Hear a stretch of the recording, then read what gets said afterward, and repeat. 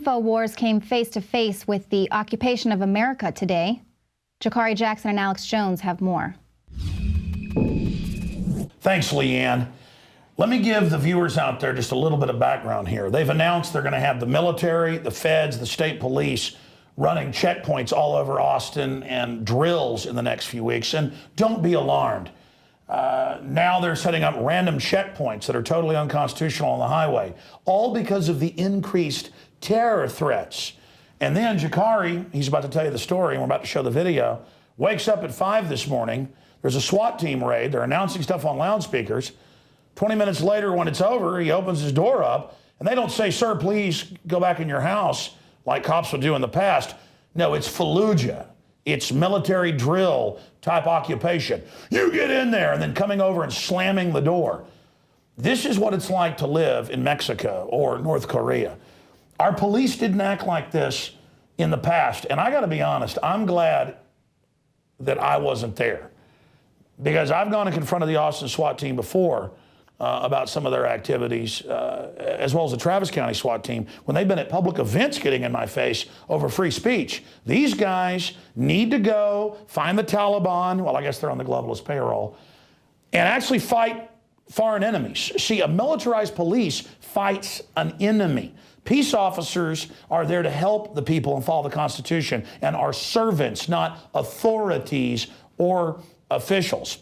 And we see this everywhere now, where somebody says, well, officer, you need a warrant to search my car, and the cop punches you in the face or tasers you. They are being trained militarily that we are an occupied group. And it's outrageous. This is the type of stuff in the decade before 1776 that led to the Revolutionary War. This is the exact type of garbage going on. These guys think they're macho. They're fighting an enemy, the American people. They've got their fake drug war going on, when we all know the big banks and the CIA bring it all in, as their excuse then to traipse around in their black mask, which are there to cover their identities and for intimidation. It is truly disgusting. We've now joined Mexico and other countries in having secret police. Jikari, I'm just glad, so many cases now, in a lot of places, they probably would have just killed you, like another Mr. Jackson a few weeks ago, and they just ruled, well, we shot him in the back for no reason when he was running. We're allowed to do that. I saw the justifiable homicide. Yeah, I just saw that. We'll talk about that at the end before we go back to Leanne, but tell the story before we go to this video. I mean, this got me so mad I had to come on the news tonight, and I drug you in here. Yeah. So this is a situation. I live in Southeast Austin. About 5:30 in the morning, I heard some loud bangs, bang, bang, bang. Right by the office, pretty much. Yeah, I mean, not too far, just from here, just a little bit past that camera we're looking in. And I hear these loud bangs, and I jump up. I think somebody's trying to break into my apartment. You know, I jump up and I grab a shotgun out the closet.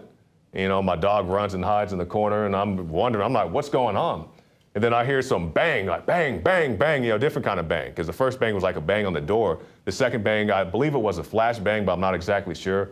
And so I'm like, what's going on? And then I hear, Austin Police Department, we have a warrant. You know, so it's the cops outside serving a warrant, as I find out, to somebody across the hall from me.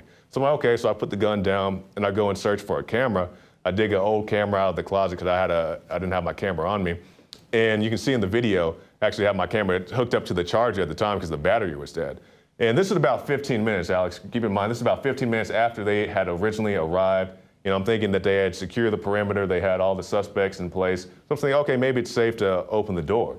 And as you can see in the video coming up, I opened the door, not even all the way, you know, not even halfway. And I'm just standing there with my camera, and the officer immediately turns around, close your door, get back inside. And I say, officer. Very rudely. He doesn't say please. He talks to you with disdain and hatred. Yeah, and this is after they secure the perimeter. And By the way, police didn't act like this before. Notice, you know, they call us civilians too. They're civilians as well. Oh, yeah. It's like, we're the military, you're just a slave. Mm-hmm. And so the officer's yelling at me, get back inside. I say, officer, I am inside my house. And then another guy, get back in your house. I'm like, sir, I'm inside of my home. Yeah. Notice they didn't say sir to you. Yeah. Because they're God, you're nobody. Yeah, they're authorities in their black ski masks and so forth. And you'll see one of the officers comes over and slams my door. And, you know, a lot of people are saying, why didn't you open the door again? Now, this is a police department that this week ruled that it's justifiable to shoot somebody in the back of the neck. Who's done nothing? Unarmed man in the back of the neck. You went down and reported on it. Oh, yeah. Oh, yeah. Another Mr. Jackson. Oh, yeah. Mr. Larry Eugene Jackson, Jr., He was shot after an incident with police at a bank. The man was unarmed, came across an officer. An officer commandeered a vehicle to catch this guy. And he wasn't the bank robber. He wasn't the bank robber. It was a white guy. Yeah, he didn't match the description at all. That's not even. White guy robs the bank. Black guy comes by hours later, goes, I don't want to talk to you. Runs off. The cop, right in the back of the neck. Yeah. And they said, hey. Justifiable homicide. Justifiable homicide. Well, now the state police, we've got the ladies coming on tomorrow, all over the place, actually just pull you over and put their hand in their inside their bodies. And don't even change gloves because we're animals. Doesn't matter if you're black, if you're white. We're in an occupied country. The banks are taking everyday homes that don't even owe money. They don't even have the deed. And they're taking houses. 85 billion is stolen a month by foreign banks. Folks, we're wide open. This country is occupied. And they've got the cops robot ready to do whatever they're told. Incredible. Jikari, I'm just glad that, that they didn't kill you right there.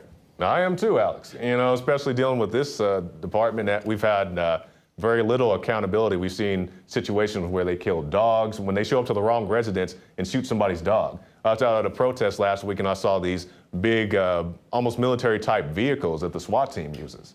I mean, it's a complete military occupation. Oh, no, they bring those out to intimidate you. Yeah. Like, how dare you Americans try to come out and demonstrate about how many people we've shot in the back this month? We're just going to come out and menace you. It is incredible to see this going on. The good news is I know a lot of police and people that are starting to wake up, but we've talked about this enough. Let's go to this clip. This is unedited from the time he turns the camera on until they come and slam the door. And you look at that guy's eyes. I mean, even if they would have been paranoid and said, look, this is a dangerous situation, there wasn't any of that. It was, you listen here, you scum, and then just, I mean, it is this attitude of, we're in charge, we're authorities, you're nobody. Let's go to that clip.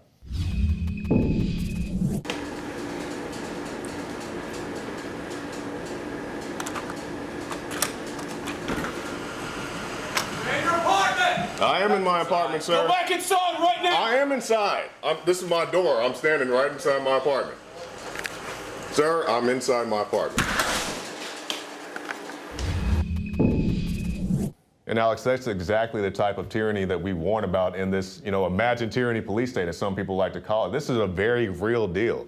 You can just open your door and be shouted at. And, for anybody who would say, you're lucky you didn't get shot, maybe I'm lucky I didn't get shot, but that's the whole problem with this nation, that you can be shot for opening a door after they had already cleared the threat 15 minutes earlier.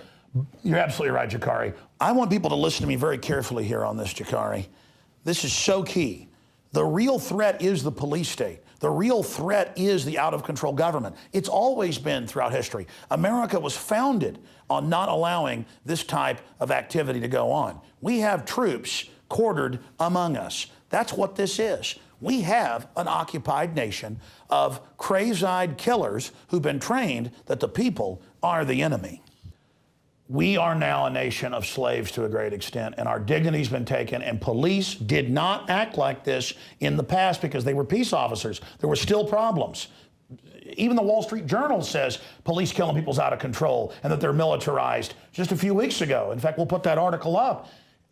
This is serious, ladies and gentlemen, and it's being done by design. And the police are being told they can act like this on purpose. They're kicking the people out of there that want to be real peace officers. They've got a bunch of fake macho people that think we're the enemy. I'm not the enemy. I pay your salary. And I'm sick of it. In closing, Jikari, before we go back to Leanne as she finishes up the news here and her guest, look, my wife went to the marathon in Waco 2 weeks ago. They had youth. I haven't even played this video yet. It's on her iPhone. They had youth groups out there searching people and helping the police. And when my wife asked about it politely, she got yelled at. You don't ask questions in America of people in uniforms. I mean, this is worse than Mexico. This is worse than third world countries I've been to. I mean, they act more arrogant than Mexican police I've seen running checkpoints and that I've seen shaking people down. And then I try to go to the Kite Festival, and they've got National Guard there randomly searching people. And then I'm driving by a high school, and they've got Army out there, and helicopters, and drills, and they're saying the military is going to be occupying Austin the next few weeks with the feds. I mean, and they're doing drills everywhere. This is the rollout of martial law. People make excuses for what happened in places like Boston. Like, well, we lock half the city down, drag women out of their houses, point guns at everybody, beat people up, and then people say, well, that's okay, it kept us safe. They didn't act like this before, because in a free country, you don't do that, and Americans wouldn't put up with it. Before we go back to Leanne, anything else you think should be added here? Just the way, you can look at this video and see the way the guy's looking at me, like I'm some enemy insurgent because I'm standing there with a camera at, 5:30 in the morning. And there are other people out there as well. People, maybe they're a little bit farther away and they weren't, in the direct area. But, many people are watching this, and had I had a better camera angle, I probably would have looked through a window or something like that. But, this is what goes on. You can't even open the door to your own apartment. Well, if they would have shot you, the police chief would go, well, they felt threatened because they're better than us. Yeah. Why did they sign up to be cops then? If they're so scared, they pull people over every week. I see articles, and the person gets out with nothing. Oh, I thought they had a gun, so I shot them. Mm-hmm. So they're just all walking around like Barney Fife on steroids at the OK Corral, and we're all just being killed in the crossfire. I mean, this is a serious, serious issue. Well, we'll have more on this as it unfolds, and more as Austinites send us footage of the occupation of our city, the conditioning we're under. Jikari, I'm glad you didn't get hurt. Yeah. And you had courage doing that here in this occupied country. Now back to Leanne McAdoo in the main studio.